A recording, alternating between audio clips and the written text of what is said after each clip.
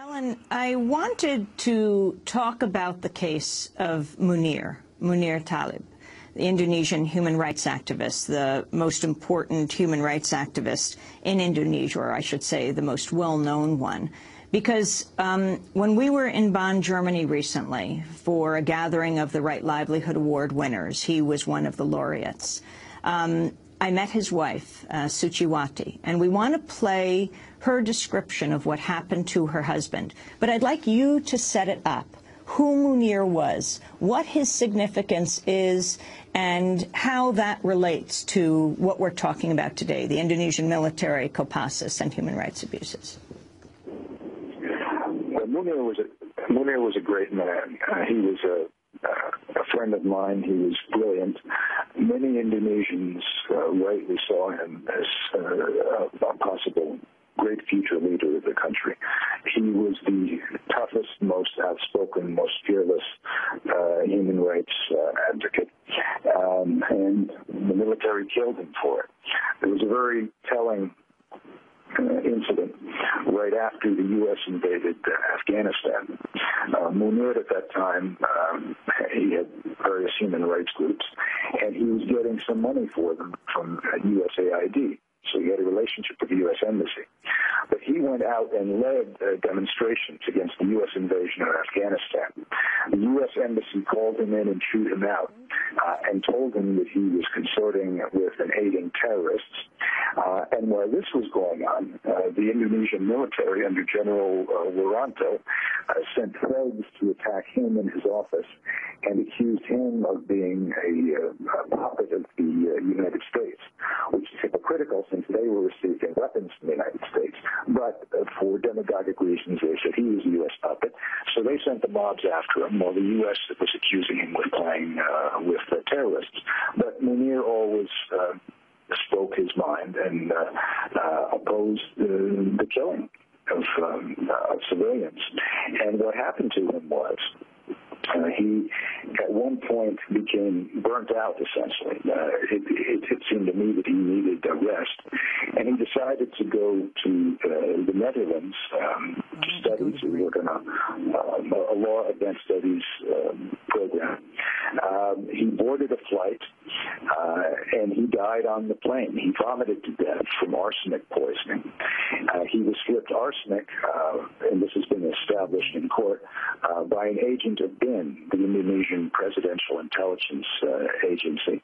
That agent was in direct communication right before and right after the poisoning with the General Mukti, who was the number 2 man of BIN, the Presidential Intelligence Agency.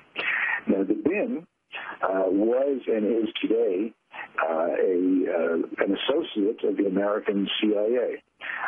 They have a relationship that a senior beneficial recently described to me as being extremely close. And in fact, the man who was boss of BIN at the time that the BIN killed Munir, General Hendrik Prijono, was so close to the U.S. That he was granted personal meetings with Tenet, then the CIA chief, and Mueller, then the FBI chief, and he was often brought over to Langley for consultation. And his right-hand man, General Mukti, went out and had Munir poisoned on the plane. We're going to break early and then come back and hear a clip of Munir himself, and then go to his wife, Suciwati, who continues to call for justice in the murder of her husband and to call for the end of human rights abuses in Indonesia. We're speaking with Allan Nairn, journalist and activist, who's just released at allannairn.com, ALLANNAIRN.com, documents from Kopassus itself, including a target list, an enemies list, that includes everyone from a Baptist minister in West Papua to the head of the Muslim youth organization there. This is Democracy Now!, democracynow.org, The War and Peace Report. We'll be back in a minute.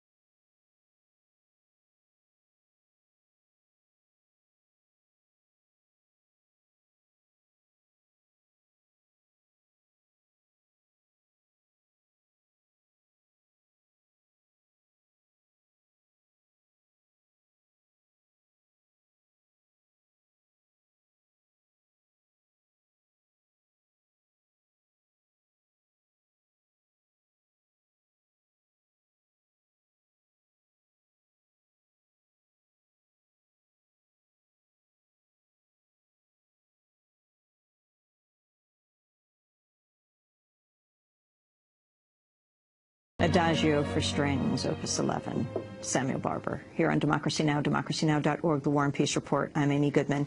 As we continue on the case of Munir Thalib, an Indonesian human rights activist who founded Indonesia's Commission for Disappearances and Victims of Violence, a prominent critic of the Indonesian government and military, he was poisoned to death aboard a Garuda flight, the national airlines of Indonesia, when he was headed to Holland in September of 2004. An off-duty pilot named Polikarpus Prianto was found guilty for his death, but prosecutors ignored the findings of an independent investigation that pointed to the involvement of Indonesia's state intelligence agency. To date, no Indonesian officials have been held accountable for Munir's death. This is Munir speaking at a rally just weeks before his murder. They've seized power, they carry guns. They kill people and hide behind those in power. Should we let these cowards keep acting tough? No, they're only tough when they're in uniform. But deep down, they are scum. They are irresponsible and they'll pay. That is from an excerpt of the documentary Garuda's Deadly Upgrade. Well, this past September, just days after the 6th anniversary of Munir's death, I spoke to his widow, Sujiwati Munir, in Bonn, Germany. We're attending the 30th anniversary of the Right Livelihood Awards. An Indonesian activist, Sujiwati Munir, has led the struggle for justice in her husband's murder. I began by asking her if she's noticed anything unusual in the weeks before Munir was killed. On the 5th of September, there is an unusual thing. He got a phone call, but he left his cell phone at the time at home. He was outside. He was outside. Ya, waktu itu seseorang yang mengaku bernama Poli. Someone who said his name is Poli. Dari Garuda yang from Garuda. From Garuda? The airlines. Yeah. Yang menanyakan tentang jadwal kepergian Munir. He asked about the schedule of Munir's flight. Itu yang saya pikir ada, dan saya waktu itu memang. I think I felt uncomfortable at the time, and I think it's very, very unusual for me, and it's only my instinct. Jadi dan ternyata di kemudian hari. And then later I found out that this man has a connection with the murder of my husband. So Munir goes to the airport. He's flying in the Indonesian Airlines, Garuda, to the Netherlands. And what happened next? Paginya, siang tanggal 7 September. So on 7th September, I got a phone call from Usman Hamid, a coordinator of Contrast, the organization where Munir worked. He told me that Munir died. Saya tidak percaya, tentu saja. I didn't believe it. Kemudian saya mencoba mengeceknya ke perusahaan Garuda. I didn't believe, so I tried to call directly to the Garuda office in Jakarta and in Schiphol in the Netherlands, but I didn't get any confirmation about it. And then I called Garuda Jakarta 3 times, and then also Garuda Schiphol, but I didn't get any response. Dan aku bilang ini adalah hak saya. I got very angry, and then I told this person whose name was Jan, I said that this is my husband, I have the right to know about him. And then this person said, oh yeah, I see Munir, he's dead here, but please don't tell the public about this story. And where was that person? Dia pejabat di Garuda. He's an officer in Garuda. Where? Di mana? Di Indonesia. In Indonesia. Waktu itu dia di Belanda. Please don't tell anyone.